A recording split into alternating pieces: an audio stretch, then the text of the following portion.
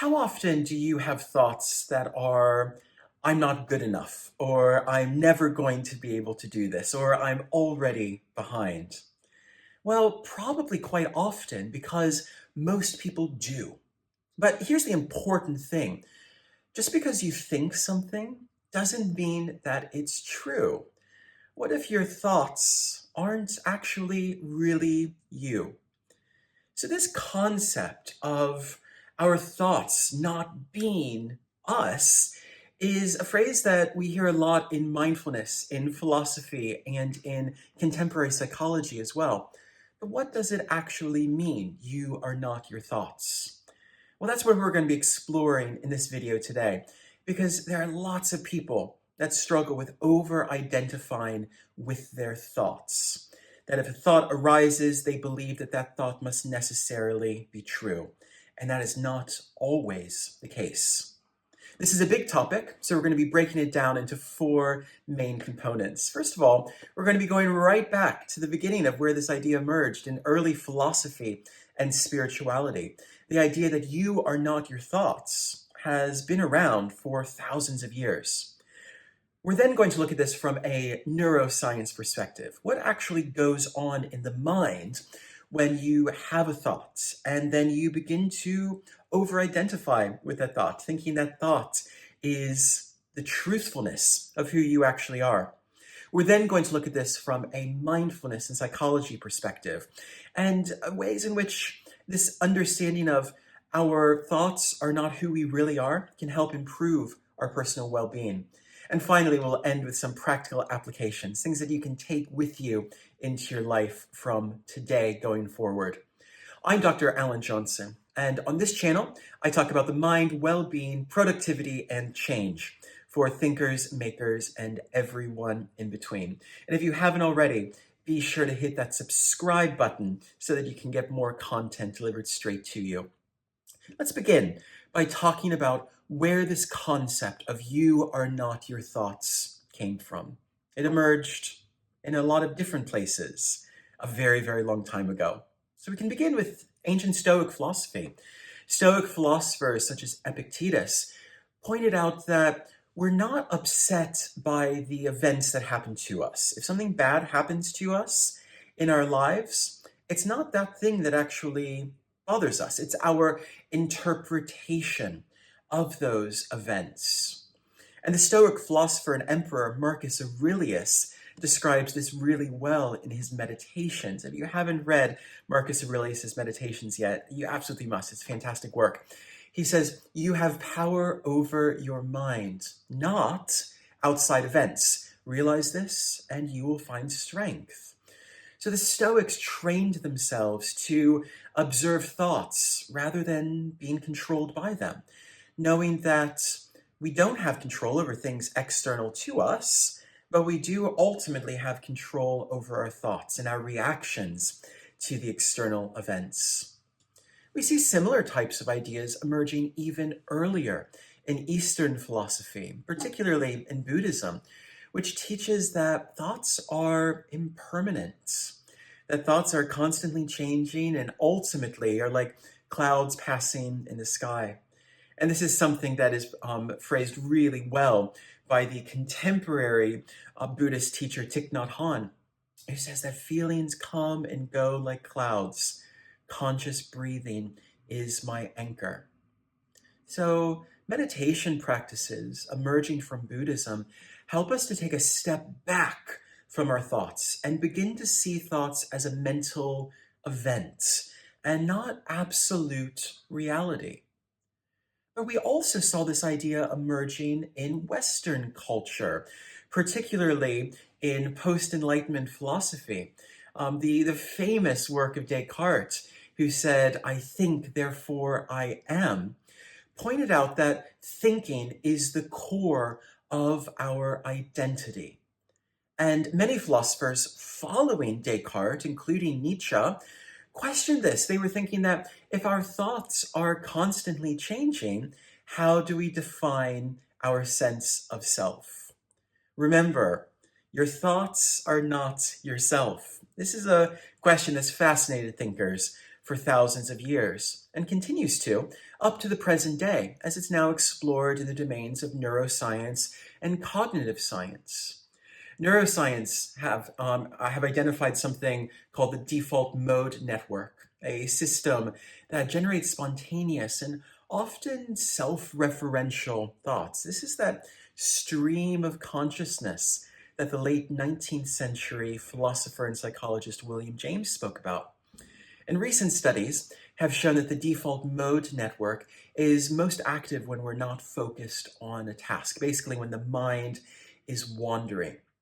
So if thoughts arise automatically, and thoughts are always automatically arising in us, does it make sense for us to see those thoughts as being us, if they're spontaneously flowing through our minds? Psychology shows that there are a number of cognitive biases which govern the way in which these occasionally random, spontaneous thoughts emerge in our mind. First of all is the negativity bias. We focus more on threats than we do on positive experiences.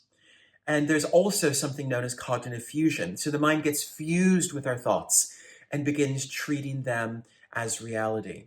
So this is why if we think something like, I am going to fail this exam, we then begin to believe that that is a fact, even though that is just a passing thought emerging in our mind, governed by a negativity bias, that we are always going to be predisposed to look for the negative in any situation.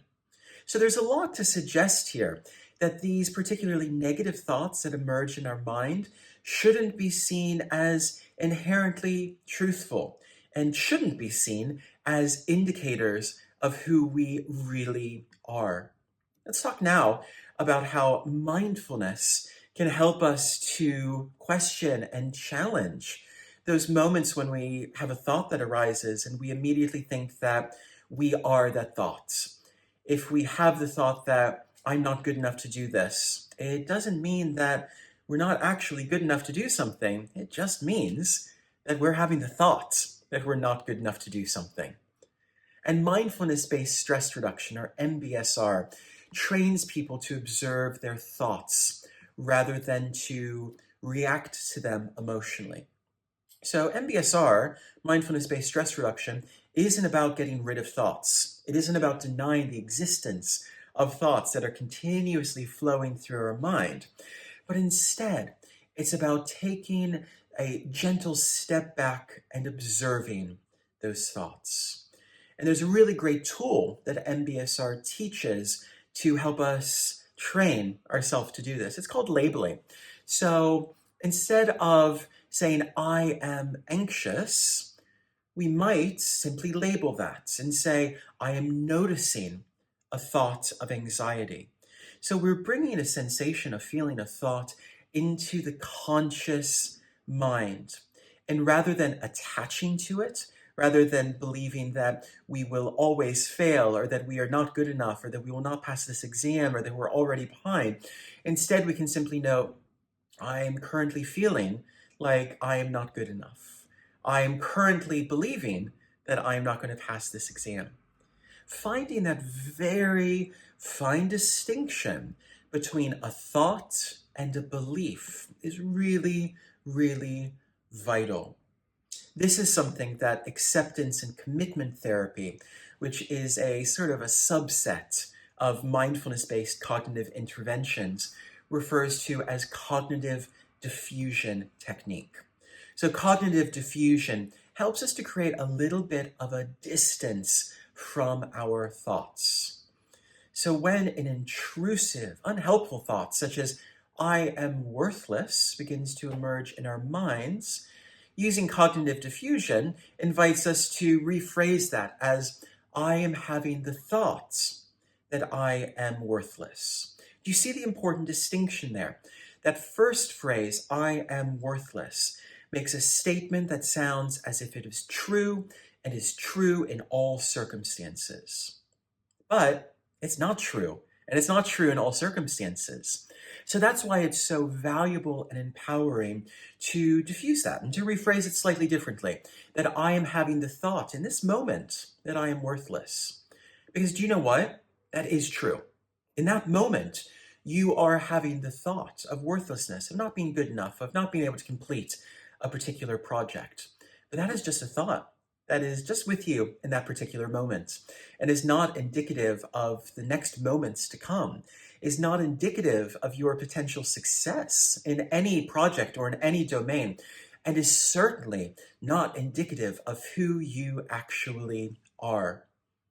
This is something that we can do through journaling practices as well, writing down our thoughts and beginning to notice the patterns, beginning to notice those repetitive thoughts and question their validity and see if we can rephrase them not as I am ... but I am having the thought of ... Now, this is something that is easier said than done, but it's a practice that we build up over time. And it's something that we are able to, over many days and weeks of practice, begin to really train our mind in new ways. We are training our mind to perceive both external reality and internal subjective experiences in different ways.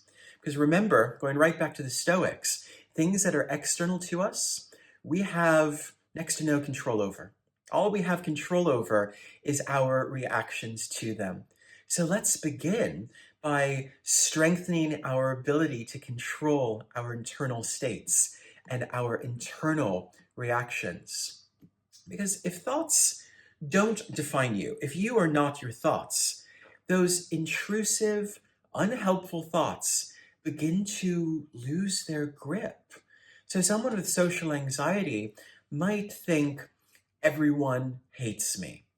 But if we begin to recognize that as a thought, that in this moment, I believe that everyone hates me, we prevent that thought from spiraling. We begin to gain a little bit of perspective on it. And if your thoughts aren't you, you can stop waiting for external motivation and take action today. So, for example, a writer who is faced with imposter syndrome can say, I noticed the thought that I am not good enough. And then, rather than identifying with that thought or believing that they're not good enough, they can simply continue to take action. They can continue to write. Training ourselves to see our thoughts as entirely fleeting prevents us from overreacting to these thoughts. And this particularly emerges in interpersonal conflict as well. So instead of reacting to someone thinking they don't care about me, we can pause and assess that situation. In this moment, I have the thought that they don't care about me. And there's a subtle but very important difference in that. So ancient traditions teach us that you are not your thoughts. And neuroscience shows us that the brain produces thoughts, but that you don't have to identify with them. And mindfulness and acceptance and commitment therapy techniques help us to begin to create that really important mental distance between our identity of self and our thoughts. And detaching from these thoughts can ultimately create some really important changes in our life, reducing stress, improving decision-making, and enhancing our productivity. So what's a thought that you've had recently and you're now seeing differently? Share it in the comments. And if you liked this video, give it a like and subscribe and share with someone else who you think would benefit from this as well. I'll put some additional tools and resources in the notes below, and I'll see you next time.